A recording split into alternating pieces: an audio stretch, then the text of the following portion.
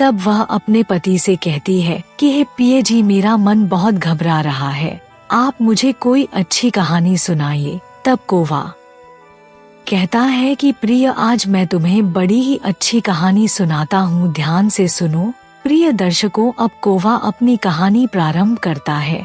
कौवा कहता है कि हे प्रिय, यह कहानी बहुत समय पहले की है, जब एक छोटे से गांव में एक नाई रहता था। वह नाई बेहद गरीब था, लेकिन उसकी पत्नी अत्यंत समझदार और चतुर महिला थी। दोनों पति पत्नी कठिन परिश्रम करके अपना जीवन यापन करते थे। नाई हर रोज सुबह सवेरे उठता और गांव में जाकर लोगों की हजामत करता। उससे जो थोड़ी बहुत कमाई होती, उसी से उनका घर गृहस्थी का खर्च चलता था। हालांकि उनकी आमदनी इतनी कम थी कि कई बार तो उनके पास 2 वक्त की रोटी के लिए भी पैसे नहीं बचते थे। नाई की पत्नी हमेशा अपने पति का साथ देती थी और हर कठिन परिस्थिति में उसका मनोबल बढ़ाती थी। वह भली भांति जानती थी कि जीवन में आगे बढ़ने के लिए उसे अपनी बुद्धिमानी और चतुराई का सही उपयोग करना होगा। एक दिन नाई को गांव के राजा के महल में काम करने के लिए बुलाया गया। राजा ने उसे अपनी दाढ़ी बनाने के लिए बुलवाया था। जब नाई महल पहुंचा तो उसने देखा कि राजा के चेहरे पर चिंता की गहरी लकीरें साफ झलक रही थी। नाई ने समझा कि यह राजा को खुश करने और खुद के लिए एक बेहतर अवसर बनाने का समय हो सकता है। उसने साहस जुटाकर राजा से पूछ ही लिया, महाराज, क्या आपको किसी बात की चिंता सता रही है? राजा ने एक लंबी सांस ली और कहा, मेरे राज्य में अनेक समस्याएं खड़ी हो गई हैं। कर चोरी बढ़ती जा रही है और लोग मेरी नीतियों से असंतुष्ट हैं। मुझे समझ नहीं आ रहा कि इन परेशानियों का समाधान कैसे किया जाए। तब प्रिय दर्शकों, नाई ने राजा को समझाने की कोशिश की और बड़े सम्मान से कहा, महाराज, हर समस्या का कोई न कोई समाधान अवश्य होता है। यदि आप चाहें तो मैं और मेरी पत्नी मिलकर आपकी इन कठिनाइयों का हल निकालने में मदद कर सकते हैं। राजा ने हैरानी भरी नजरों से नाई की ओर देखा और पूछा, तुम्हारी पत्नी इसमें कैसे मदद कर सकती है? नाई ने गर्व के साथ उत्तर दिया, महाराज, मेरी पत्नी बहुत ही चतुर, समझदार और बुद्धिमान है। मुझे पूरा विश्वास है कि वह आपके लिए अवश्य कोई ठोस समाधान सुझा सकेगी। राजा ने नाई की बातों पर विश्वास करते हुए सहमति दे दी और उसे अगले दिन अपनी पत्नी के साथ महल में आने का आदेश दिया। नाई घर लौटकर आया और अपनी पत्नी को पूरे घटनाक्रम के बारे में विस्तार से बताया। उसकी पत्नी ने कुछ देर गहराई से सोचा और फिर उत्साह से कहा, यह हमारे लिए एक सुनहरा अवसर है। अगर हम राजा की मदद करने में सफल होते हैं तो निश्चित रूप से हमें अच्छा इनाम मिलेगा। अगले दिन नाई अपनी पत्नी को लेकर राजा के दरबार में पहुंचा। नाई की पत्नी ने विनम्रता से राजा को प्रणाम किया और कहा, महाराज, मैं आपकी समस्याओं का समाधान निकालने की पूरी कोशिश करूंगी, लेकिन इसके लिए मुझे थोड़ा समय चाहिए और कुछ नियमों का पालन करना भी आवश्यक होगा। राजा ने नाई की पत्नी की बात ध्यान से सुनी और सहमति देते हुए कहा, तुम्हें जितना समय और जो भी सहयोग चाहिए वह मैं तुम्हें दूंगा। बस मेरी समस्याओं का हल निकालो। इसके बाद नाई की पत्नी ने सबसे पहले राज्य में बढ़ रही कर चोरी की समस्या पर ध्यान केंद्रित किया। उसने ठोस योजना बनाने के लिए विचार किया और सोचा कि इस समस्या का हल केवल चतुराई और धैर्य से ही निकाला जा सकता है। प्रिय दर्शकों, नाई की पत्नी ने राजा को एक ठोस सुझाव दिया और कहा, महाराज, सबसे पहले हमें यह समझने की आवश्यकता है कि राज्य के लोग कर क्यों नहीं चुकाते। इसके लिए हमें जनता से सीधे संपर्क करना होगा और उनकी वास्तविक समस्याओं को जानने का प्रयास करना चाहिए। अक्सर ऐसा होता है कि लोग इसलिए कर नहीं देते क्योंकि उन्हें राज्य महल से कोई विशेष लाभ नहीं मिलता, या फिर कर की दरें इतनी ऊंची होती है कि उन्हें भरना मुश्किल हो जाता है। राजा को यह सुझाव काफी व्यावहारिक लगा और उन्होंने नाई की पत्नी की सलाह पर अमल करते हुए राज्य के प्रमुख नागरिकों और व्यापारियों से व्यक्तिगत रूप से मिलना शुरू किया। कुछ ही दिनों के भीतर राजा को स्पष्ट हो गया कि कर की दरें वास्तव में काफी अधिक थी और इसी कारण लोग कर देने से बचने के उपाय ढूंढते थे। इसके बाद नाई की पत्नी ने राजा को सुझाव दिया कि कर की दरों को घटाया जाए और कर संग्रहण की प्रक्रिया को अधिक सरल और पारदर्शी बनाया जाए ताकि लोगों को इसे समझने और भरने में कोई कठिनाई ना हो। राजा ने इस सलाह को स्वीकार किया और तत्काल प्रभाव से कर की दरें घटा दी। साथ ही कर संग्रहण की प्रक्रिया में कई सुधार किए गए ताकि यह सभी के लिए सुगम और सुविधाजनक हो सके। इस निर्णय के परिणामस्वरूप कुछ ही समय में कर चोरी में भारी कमी आई। लोग स्वेच्छा से कर चुकाने लगे और राज्य का खजाना तेजी से भरने लगा। राजा और नाई की पत्नी इस सफलता से प्रसन्न थे, लेकिन अभी एक और समस्या का समाधान करना बाकी था, जनता का नीतियों से असंतोष। नाई की पत्नी ने राजा से निवेदन करते हुए कहा, महाराज, अब आपको खुद जनता के बीच जाकर उनकी समस्याओं को समझना होगा। अगर आप केवल दरबार में बैठकर शासन करते रहेंगे तो जनता आपसे और आपकी नीतियों से दूर होती जाएगी। लोगों को यह विश्वास दिलाना आवश्यक है कि आप उनके साथ हैं और उनकी भलाई के लिए ही शासन कर रहे हैं। राजा को यह सुझाव बहुत उचित लगा। उन्होंने तुरंत ही अपनी दिनचर्या बदली और गांव-गांव जाकर जनता से मिलना और उनकी परेशानियों को सुनना शुरू कर दिया। राजा ने लोगों की शिकायतों को ध्यान से सुना और उनकी समस्याओं के समाधान के लिए तत्काल कदम उठाए। तब प्रिय दर्शकों, राजा को यह जानकारी मिली कि राज्य के कई क्षेत्रों में पानी की भारी कमी है, जिससे किसान अपनी फसलों के लिए बेहद संघर्ष कर रहे हैं।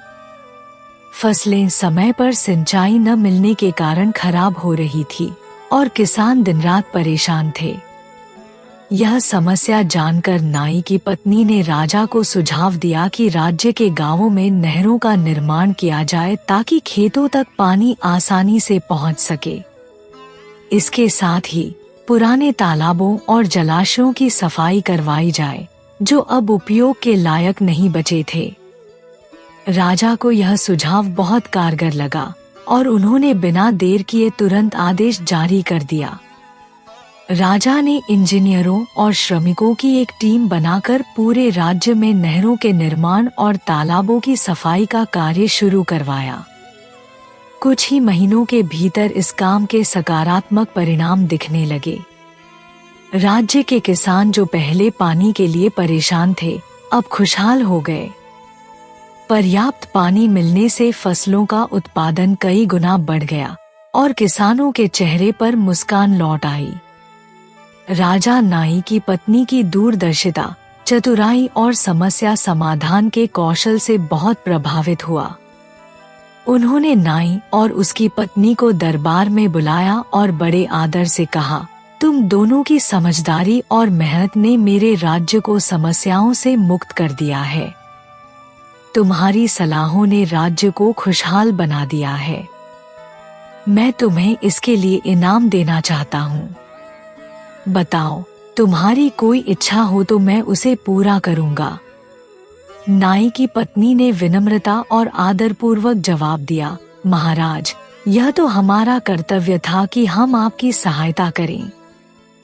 लेकिन यदि आप हमें कुछ देना चाहते हैं तो हमारे गांव में एक विद्यालय बनवा दीजिए ताकि वहां के बच्चे पढ़ लिख कर अपने जीवन को सफल बना सकें।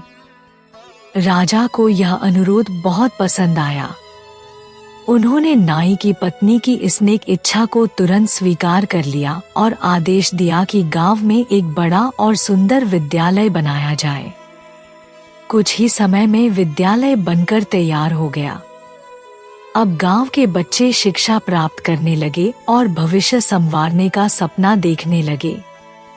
नाई और उसकी पत्नी ने भी अपने जीवन को सुख और संतोष के साथ बिताना शुरू कर दिया। लेकिन प्रिय दर्शकों, कहानी यहीं खत्म नहीं होती। नाई और उसकी पत्नी की चतुराई और बुद्धिमानी की चर्चा धीरे धीरे गांव से निकलकर दूर दूर के इलाकों तक फैलने लगी। हर कोई उनकी प्रशंसा करता और उनकी समझदारी की मिसालें देता। हालांकि उनकी इस तरक्की और सफलता को देखकर कुछ लोग ईर्ष्या भी करने लगे और उनके खिलाफ मन ही मन जलने लगे। लेकिन नाई और उसकी पत्नी ने हर हाल में अपने अच्छे काम और सच्चाई से हटे बिना जीवन जीने का संकल्प लिया। प्रिय दर्शकों, राजा के दरबार में कुछ ऐसे दरबारी भी थे जिन्हें नाई और उसकी पत्नी की बढ़ती प्रतिष्ठा और राजा के साथ उनकी नजदीकी बिल्कुल भी पसंद नहीं आ रही थी।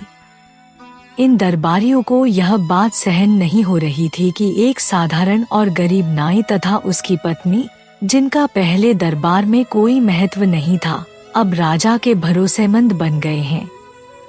उनकी जलन ने उन्हें नाई और उसकी पत्नी को नीचा दिखाने की साजिश रचने पर मजबूर कर दिया। इनमें से एक दरबारी, जो राजा का सबसे करीबी और विश्वासपात्र सलाहकार माना जाता था, ने राजा से बातचीत शुरू की। उसने बड़ी चतुराई से कहा, महाराज, नाई और उसकी पत्नी की चतुराई पर हमें थोड़ा संदेह है। हमें नहीं लगता कि उनकी सलाहें इतनी उपयोगी और प्रभावी थी जितना दिखाई दिया। संभव है कि वे केवल भाग्य से सफल हुए हों या किसी गुप्त चाल में शामिल हों। हमें यह भी आशंका है कि उन्होंने आपकी समस्याओं का समाधान करने के बजाय केवल दिखावा किया हो। राजा को पहले तो इस बात पर यकीन नहीं हुआ। उन्होंने सोचा कि नाई और उसकी पत्नी ने उनके राज्य की समस्याओं को हल करने में इतनी मदद की है कि उन पर शंका करना अनुचित होगा। लेकिन जब दरबारियों ने लगातार अपने तर्क और कहानियों से राजा को प्रभावित करने की कोशिश की, तो धीरे धीरे राजा के मन में भी संदेह पैदा होने लगा। दरबारियों ने राजा को यह सुझाव दिया कि नाई की पत्नी की वास्तविक बुद्धिमत्ता और चतुराई की जांच के लिए उसे एक कठिन परीक्षा देनी चाहिए। इस परीक्षा से यह स्पष्ट हो जाएगा कि वे वास्तव में चतुर हैं या यह सब केवल संयोग और किस्मत का खेल था।